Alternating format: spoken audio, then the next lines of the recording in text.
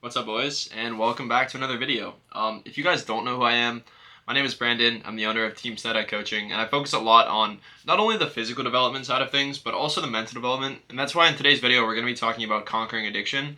And to give you guys a little bit of backstory before I get started, as some of you may know, I struggled with a lot of different addictions. I couldn't put down my vape for the life of me, and I would literally, like, anytime like stress would hit or in between class, just any time during the day, I would just suck down my vape.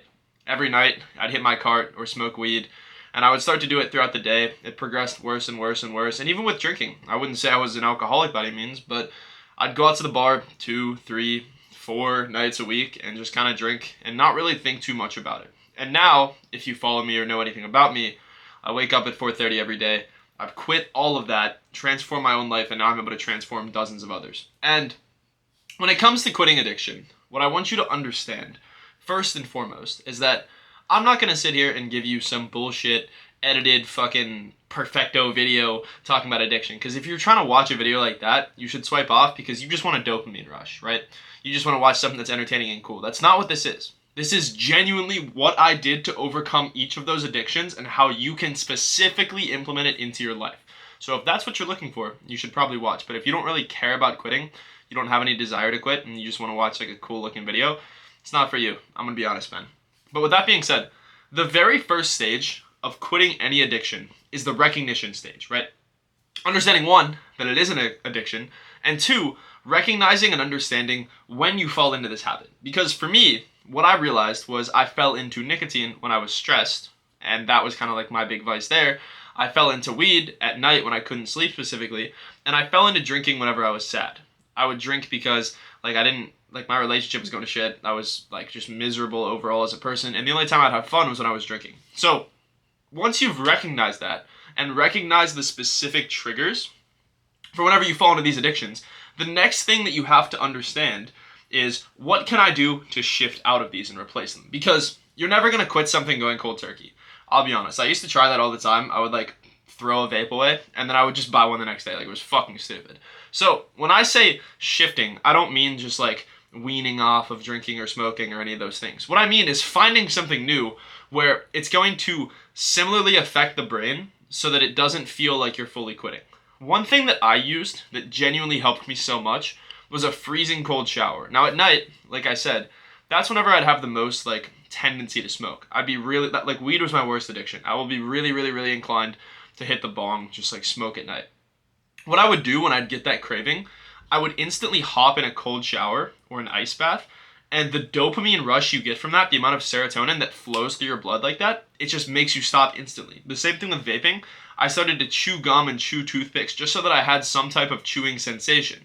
And the same thing with going out and drinking. I formulated a different habit routine into my life, which was effectively like a nighttime routine that I couldn't miss and that I actually loved. I started going for like 1 to 2 hour walks at night, and it genuinely just made me fucking not think about it because I had so much peace of mind. I would put on, and this is what I recommend to you, put on some good music if you struggle with like going out and drinking and you fall into that a lot. Put on some good music, put your headphones on, and just go for an hour and a half walk and just relax. That's what helped me the most. And so once you've implemented those habits into your life, the next thing you have to understand and the next step is what I call out of sight, out of mind.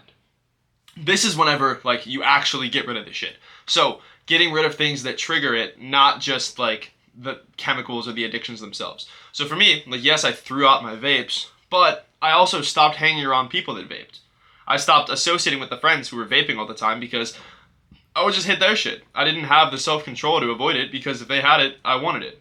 The same thing with smoking. I didn't just throw out my weed. I threw out my bong. I threw out like some trippy posters in my room that maybe looked like some shit that you'd see when you were smoking or like looked like stoner pictures.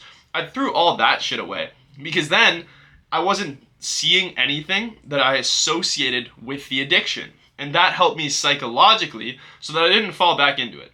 The same thing with drinking and going out. I stopped, like, yes, I threw away my alcohol and I got rid of it, but I stopped associating with those friends who went out and drank all the time. And that's the problem I see with a lot of people, and you might be experiencing this too. Your circle doesn't influence change. And when you start to change, you don't even need to drop those friends. That's the funny thing, because those friends are going to drop you and you're going to fall out because you're no longer valuing, there's no connection in that friendship anymore, right? The only thing you really bonded on, and you didn't realize it at the time, or you might not realize it now, But the only thing that you guys bonded on was the fact that you both fell into the same vices and did the same shitty habits. Like, my friends who I used to go out with 4 times a week, I don't really know any of them anymore because I don't go out 4 times a week. The bridge just burns itself because you are not the same person and you are nothing like that person anymore. So getting the out of sight, out of mind, getting the things you associate with the addiction out of your life, getting all of that away from you is the next step. And the last thing, not the last thing, but the most important thing is now the identity shift. So I never understood this. And if I would have understood this specific thing sooner, I would have quit all of my addictions so fucking fast. I would have just it would have taken so much less time. And that one thing is your identity. Instead of saying, I'm going to quit weed, instead of saying, I'm going to quit drinking, I'm going to quit smoking, whatever it may be, I promise you, if you sit here and fucking tell yourself that, you're never going to quit. I'll tell you to your face right now, if you sit there and say, oh, I'm gonna quit weed, no, you're not going to. You need to sit there and tell yourself that you do not smoke weed and that is who you are. You say, I am a disciplined person and therefore I do not smoke weed. I am a disciplined person and therefore I do not go out and drink. I don't need nicotine, therefore I do not vape. And whenever you start to tell those things to yourself, you're reaffirming yourself that you do not do those things, and then you start to take the actions of somebody who doesn't do those things, and then sure enough, guess what fucking happens? You don't do those things. But it starts with association, and it starts with you associating yourself with that person. Because the main thing here is taking a deep look into your future, and this is kind of what I advise all my clients to do, especially, and something I focus on with them, is really just asking, what does your life look like in a couple years? Who do you want to be? What do you want to do? Because I promise you, you don't want to spend your whole life addicted to these things. You don't want to spend your whole life falling into your vices again and again and again. And that's the conclusion I came to whenever I quit was, I can't just smoke away my thoughts for the rest of my life. I can't just vape every time I'm stressed for the rest of my life. I can't go out 4 times a week for the rest of my life, because then you're never going to become the man that you know you're destined to be. And so once you come to that conclusion and understand that you're ready to make a change, every time you feel like slipping up, every time you feel like you want to fall back into your addictions, remember that 2 years from now, there's a version of you who doesn't even think about them. And there's a version of you who doesn't care at all about weed or alcohol or any of that shit, and genuinely just loves their life and is the best, most productive version of you. That person already fucking exists. That person is you in the future 2 years. And I did all of this over a 6 months time frame, so why could you not do it? Why could you not do it when I've done it for dozens and dozens of my clients who have gone through the exact same thing? It does not make sense, but you have to understand that nobody's going to do it for you, because I could give you systems to help you do so, but nobody's going to put that work in for you. So next time you want to fall back into your addictions, next time you want to fall back into your vices, remember these words I'm about to tell you, and remember that you have full control of your future, and there's a version of you in the future who's already done it, who's already quit everything, and has already became the man you wanted to become. So with that in mind, remember every single time that you want to fall back into your vices, that you have all the potential to be that man, and that man is waiting for you to step into his shoes.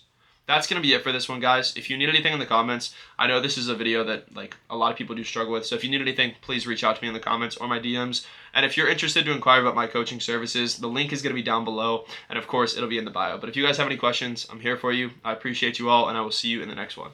Peace.